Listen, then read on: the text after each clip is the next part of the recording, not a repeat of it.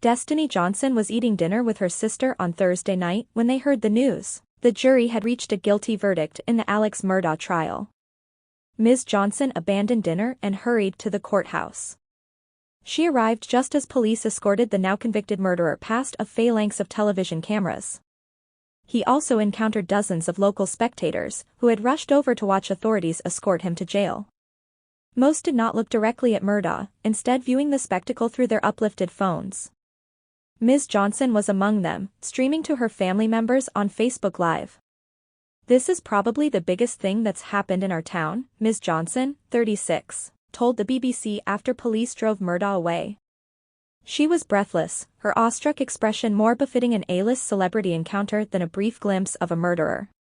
A styrofoam carryout container sat abandoned at her feet. "Like, nobody's ever heard of Walterboro until this trial," she said.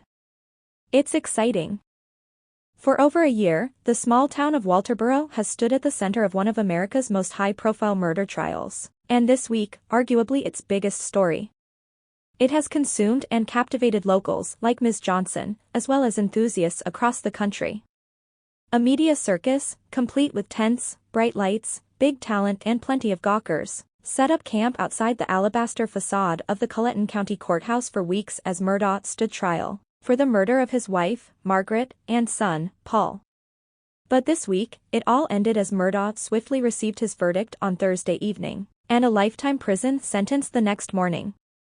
While residents of Walterboro and nearby communities expressed sadness at the fate of Maggie and Paul Murdaugh, who Alex has been convicted of murdering, they also found themselves grappling with their town's new notoriety, and by their own admission, a bit of regret that it was all over. "The conclusion of the trial created a void," said Janice McPherson, a 67-year-old from nearby Lancaster County who attended Murdaugh's sentencing with her two daughters on Friday. "We were just really consumed by this. We'll go back to our normal way of living now." A John Grisham book. Alex Murdaugh, the scion of a local legal empire, spent several weeks on trial here for the killing of his wife and son, who were found dead of close-range gunshot wounds at the family's dog kennels on their estate. The case, featuring a complex mix of intrigue, power, drug abuse, theft and above all the gruesome murder of a wealthy family, has spawned a multimedia universe of successful streaming documentaries, podcasts and more. It's a John Grisham nonfiction book. Eric Bland, an attorney-turned-Murdaugh podcast and media presence, explained of the case's hold on the public. "It's Southern Gothic murder. And at the center of it all was Walterboro." In the closing days of the trial, the quaint blocks surrounding the courthouse were under constant surveillance. Small gaggles of enthusiasts roved the surrounding streets, phones out and ready to record any development. At one point, two women in an SUV rolled slowly alongside a group of lawyers as they walked through town, eyes trained to the phones recording the spectacle rather than the road in front of them. Why Alex Murdaugh's legal woes are far from over. Key evidence that brought down Alex Murdaugh. The excitement taking place outside the courthouse often created an unsettling split screen with the distressing case unfolding within. At one point, a trio of professionally dressed young women took cheery photos in front of the entrance, where inside a jury was set to decide whether a man was guilty of brutally murdering his wife and son. For Walterboro, the guilty verdict was a historic, vindicating moment. Some even brought their young children to the courthouse on Thursday night, in the hope they would witness the grand finale of a national news story. As the court announced the guilty verdict, 38-year-old Jessica Williams was outside with her 6-year-old daughter. They huddled together to watch the proceedings on her phone.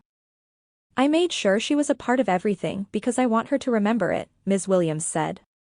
"I remember where I was when the verdict for O.J. Simpson came down. This was the same thing." The circus packs up on Friday. The final day of the Murdaugh media circus saw locals and journalists jockeying for space along the barricades lining the court. Multiple people approached Mr. Bland, whose commentary about the case had made him a niche celebrity, to ask for photos. Two young women, dressed up in bright sheath dresses and shades, appeared eager for press to interview them about the case. By late morning, several outlets had obliged. A few dozen spectators were able to watch the sentencing from the courtroom. For them, the little orange lanyards the court issued to the public were a golden ticket, one which allowed them to witness firsthand a saga they had followed for months on TV.